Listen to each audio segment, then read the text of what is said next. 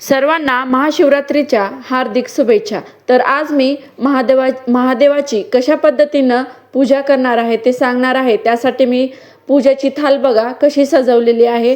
त्यामध्ये मी फुलं घेतलेलं आहे आणि आपल्या महादेवाला जे आवडणारं बेलपत्र, इबीत, मग छान महादेवाला अंघोळ घालण्यासाठी पाणी, दूध, दही, तूप आणि कुंकू तर आपलं खूप शुभ मानलं जातं। तर चला मी कशा प्रकारे आज महादेवाची पूजा केलेली आहे ते सांगणार आहे। सर्वप्रथम मी महादेवाच्या पिंडीवर छान पाणी टाकून धुवून घेतलं।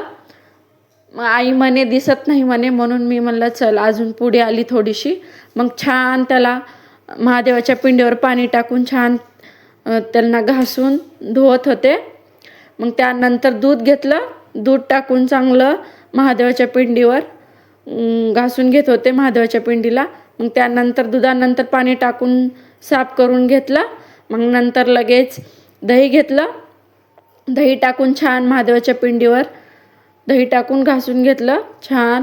कारण महादेवाच्या पिंडाची, शिवलिंगाची अशीच पूजा करतात। हे बघा किती छान मी दही लावून घासून धुवत होते महादेवाला। मग नंतर पाणी टाकून छान पुसून घेतलं। मग नंतर आपलं तूप घट्ट झाल्याने काही हे होत नव्हतं म्हणून हाताने घेऊन छान त्यांना शिवपिंडीला लावून घासून धुवत होते।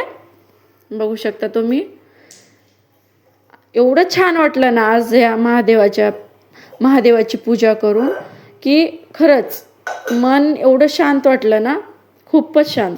मग छान मी एक वगराळ्यामध्ये पाणी घेतलं, त्यामध्ये असं मोठा चंबू ठेवला आणि त्यावरती महादेवाची पिंड ठेवली आणि साईडने जे मी फुलं घेतलेली होती त्यांनी सजावट करत होती।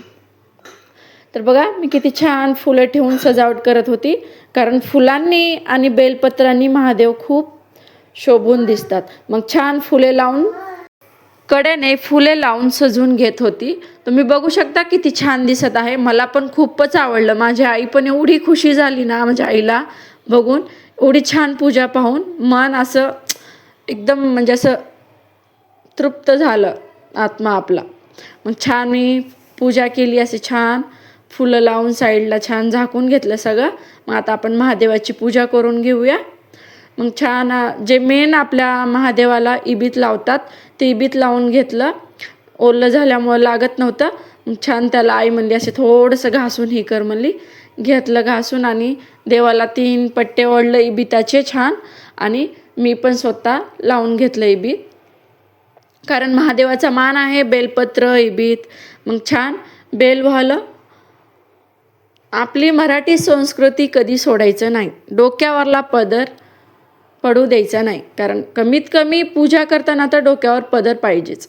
मग छान मी बेलपत्र वाहत होते देवाचं नाव घेऊन, शिव शिव शिव करून देवाचं नाव घेऊन बेलपत्र वाहत होते। आई म्हणे देवाचं नाव घेऊन बेलपत्र वाहा। आई सांगत होती कशी कशी करायचं पूजा, मी करत होते। कारण मी पहिल्यांदाच, म्हणजे माझं लहान बाळ असल्यामुळे मी कोणता उपवास केला नाही, पहिल्यांदाच मी महाशिवरात्री पकडलेली आहे।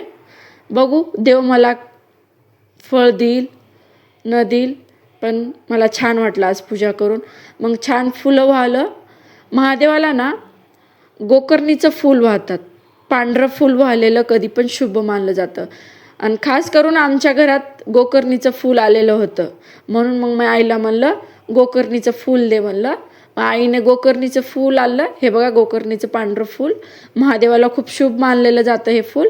मग छान गोकर्णीचं फुलं ठेवलं महादेवाला चांगलं। बघू शकता तुम्ही किती छान दिसत आहे देवाचं पूजा केलेली मी। मग छान देवाचं नाव घेऊन पाया पडली, आशीर्वाद घेतला। मग मी थोडीशी रुद्राक्ष माळ घेऊन देवा नावाचा जप केला। शिव शिव शिव शिव शिव शिव शिव शिव। खूप छान वाटतं हो मनाला असं, की आपण खूप परेशानीमधून जाओ या कुण्या दुःखातून जाओ, असं थोडंफार आपण देवासाठी टाईम देतो, आपण त्या देवाच्या पूजेमध्ये जे सर्व विसरतो तो खूप छान राहतो। म्हणजे तो जो टाईम आहे ना ते खूप चांगला जातो आपला। मग छान मी जप केला शिव शिव म्हणून, पाया पडलं छान। रुद्राक्षाच्या माळेच्या पाया पडलं आणि त्या माळेला देवापाशी ठेवलं, महादेवापाशी, आणि पाया पडली. मग छान डोक्यावर पदर घेतला अजून आणि चांगलं डोकं टेकून पाया पडली. अहो बघू शकता तुम्ही, मला देवानं आशीर्वाद दिला, पांढरं फूल पडलं म्हणजे आशीर्वादच दिला म्हणून समजायचं. मग काय, आपलं मराठी संस्कृती कशी असते, रांगोळीशिवाय शोभा नसते कशालाच. मग छान शिवची रांगोळ काढत होते मी. आताच शिकत आहे सगळ्या गोष्टी. ह्या व्हिडिओमुळं तर काय नाही, व्हिडिओमुळं मी अशा चांगल्या चांगल्या गोष्टी शिकत आहे. तर मी शिवची रांगोळ काढत होते, बघू शकता तुम्ही. जर तुम्हाला माझे असेच व्हिडिओ आवडत असतील तर नक्की लाईक करा, शेअर करा, फॉलो करायला विसरू नका.